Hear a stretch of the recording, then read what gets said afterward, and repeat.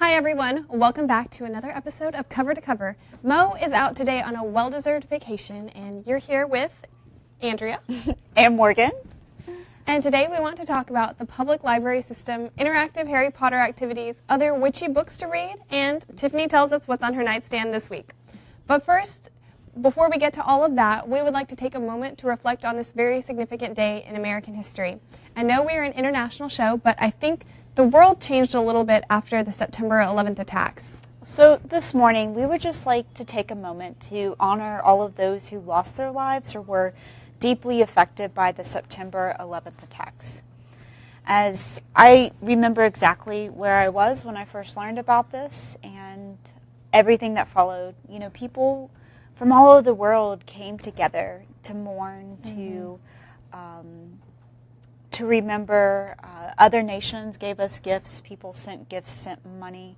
And all across the country, people have established monuments to commemorate this day in history.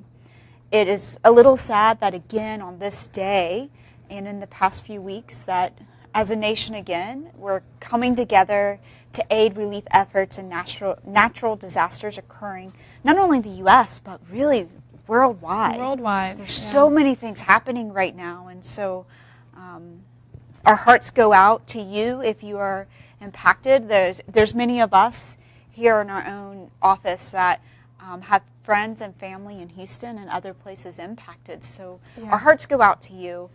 We are thinking about you.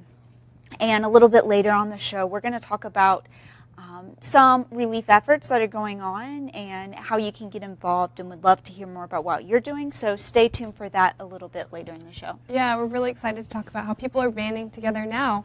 But first, we want to bring something to the attention of all writers out there. So Tuesday, September 12th is Manuscript Wishlist Day. This means agents and publishers everywhere will be taking to Twitter and sending out requests for the types of manuscripts they are in need of or are interested in reading. So you can follow the conversation and find out where your book or other writings might fit in.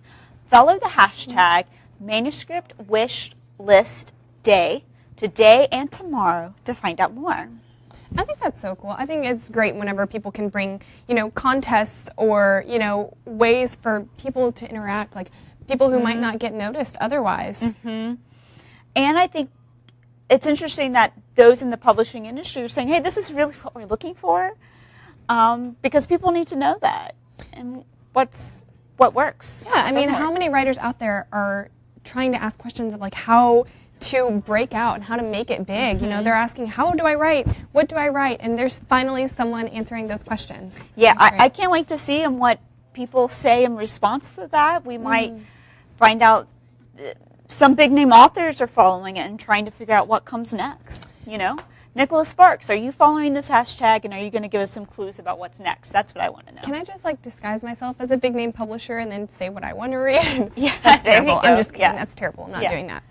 Well, we just want to say best of luck to those getting their manuscripts out there. And one thing we love about books is the ability to have them available for all from our public libraries for free.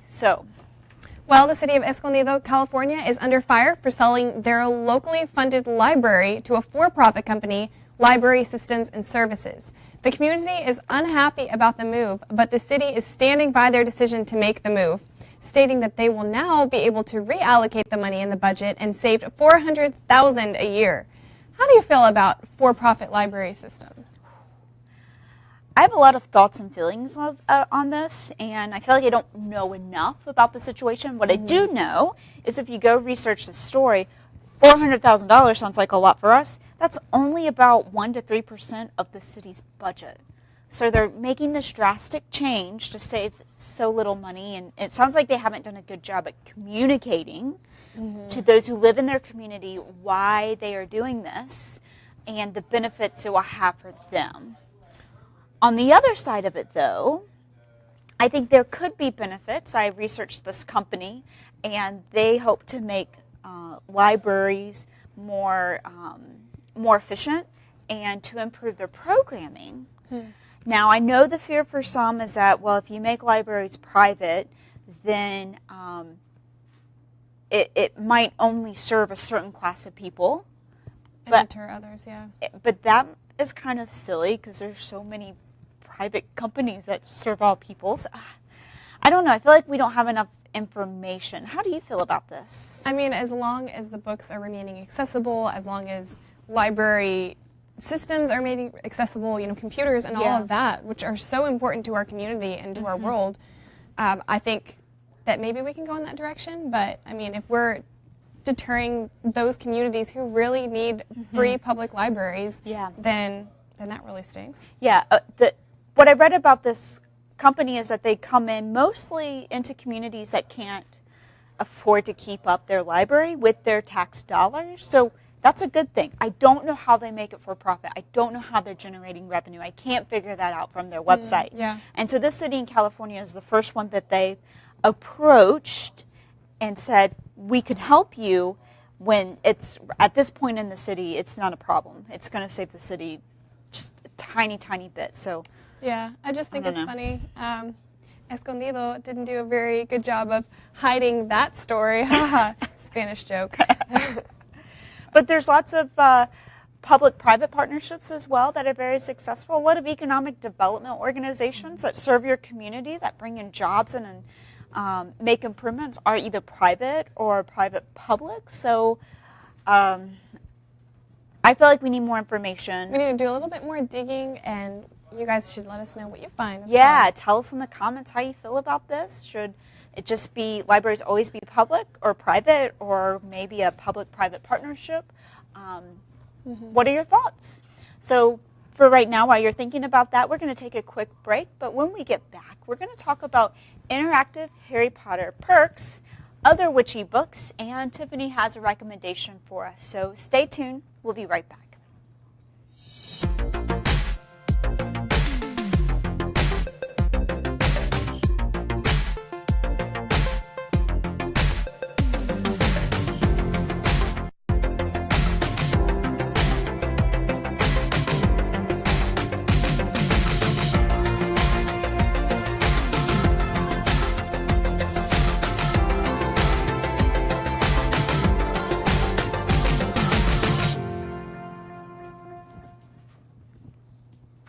Well, Harry Potter fans everywhere are in for a new adventure they can take from the comfort of their homes. There is now an interactive feature on Pottermore that allows users to tour Hogwarts. There will be clickable hotspots that let users collect points throughout the tour, and lots of surprises. So let us know if you've gotten a chance to check out this feature or what you think about it. Because I tried it and I could not get to the hotspots. I could not pick up any points. Oh no. I really struggled with it. What were you looking for? Did you get to go to like the sorting hat whenever you were in the interactive game? You have to figure out how to move your fingers on your mouse to move around, and I didn't actually get inside. I'm like kind of flying around outside. So do you have to be like an advanced gamer, I guess, to be able to do this interactive Maybe that's world? the problem. I'm not a gamer, and I think I had a Game Boy growing up, and we had Atari that are ancient, and that's it. That's all I know how to play. I like the idea of it, though, like bringing, gaming into this new Harry Potter world, because, I mean, we always need more Harry Potter. We talk about it, like, every day on the show. Yeah. I'm sure it cost a lot of money to develop, and maybe they're still working out some of the problems, but I found it a little difficult to use, but maybe it's just me and my age. Maybe it's in beta. Yeah. Maybe that's it. Let us know if you tried it, or go try it and help me out here. Yeah. Create a little video for me. Leave some tips in the comments. Yeah. Let me know how to just get inside and get to these hotspots and get some points. Well, speaking of witchy books, we talk a lot about magical realism and the evolution of magic in literature over the decades. We have come a very long way with magic and literature, and Book Riot has a list out right now indicating some witchy new books to check out this fall if you are in need of some magic. They're promoting Akata Warrior, The Rules of Magic, A Secret History of Witches, and Basic Witches, How to Summon Success, Banish Drama, and Raise Hell with Your Coven. So, Morgan, just based on these book titles and or covers, which book would you pick? I think I would pick A Secret History of Witches by Louisa Morgan. It's about a generation of witches and some problems that they face with perhaps losing the craft. But I'm not that into witchcraft, but that one seemed pretty interesting. There's also a nonfiction one in there as well. Really? Which I found very interesting. It just took this kind of witch magical approach to success in life. Yeah. What do you think? Which one would you pick? I like the Basic Witches book. That sounds really interesting. And it's true, we have come such a long way with, like, you know, putting witchcraft in literature and actually getting to talk about whatever we want to talk about in literature. Because, I mean, witch trials were crazy. So that's true. Well, let us know in the comments if you'll be checking out any of those witchy books, because Halloween is right around the corner. So it might be a good one to put on your TBR list. But in the meantime, speaking of TBR, we're going to take some reading advice from our resident recommender, Tiffany. So Tiffany, what's on your nightstand this week?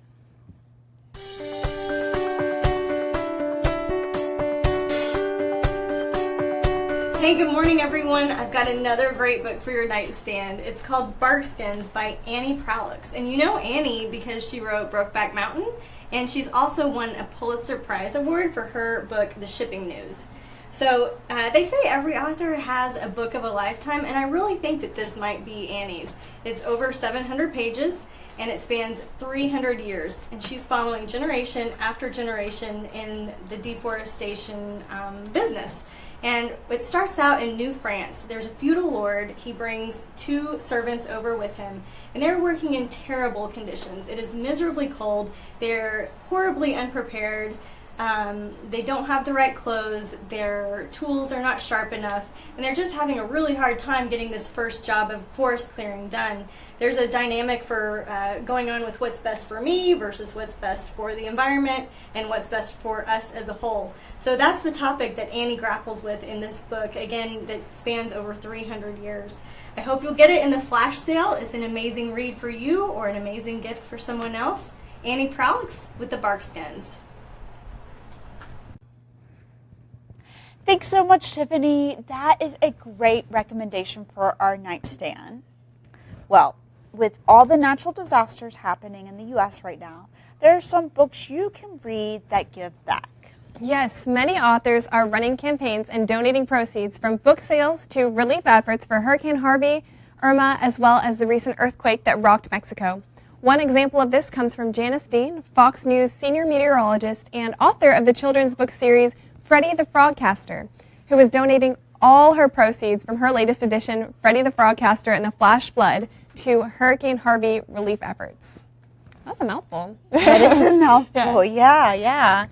But I think these books are so sweet. She's written, it's a whole series, so she's done Freddie the Frogcaster and the Hurricane, Freddie the Frogcaster and the Flash Flood, and it's about this little frog who he is making predictions, and he's obsessed with, you know, keeping his eyes up on the sky and trying to figure out what's going to happen with the weather. And so it's a really neat way to teach kids about weather and the effects of weather and all of that. Yeah, that's great. Let us know if you know of any other great relief efforts. We know here on our team we are already making plans because it's so close to home for us, and we'll let you know when we have something officially nailed out, but we are making plans to do something as a team. And I mean, it was so close to home. Like the one in Texas hit Houston, and a lot of our friends and relatives are there. And then my hometown, Fort Myers, Florida, was just hit really badly by Hurricane Irma, which is my mom's name. So, I mean, it's crazy what's going on all around the world. And I mean, I think everyone needs to pitch in some way. Yeah. Well. But, yeah. So check out those relief efforts going on out there, and let us know if you guys have found any. And of course, don't forget about that flash sale that we have today, guys. So for 19 minutes after this episode, you can get your copy of Barkskins for 99 cents. That is an amazing deal. Good grief. Yeah, that's great. Y'all should go pick it up. And don't forget, like and share this post, and send us a message for a free t-shirt if you haven't gotten one from us already. Send us a message with your mailing address, your size, and your preferred style, because we have both V-neck and crew neck. All right. Yes, and of course, thanks for joining us today. I'm Andrea. And I'm Morgan. And we will be back on a Wednesday, September 13th at 12 p.m. Eastern, 11 a.m. Central Time. Until then, keep reading, writing, and being awesome. I know we will. Bye. Bye.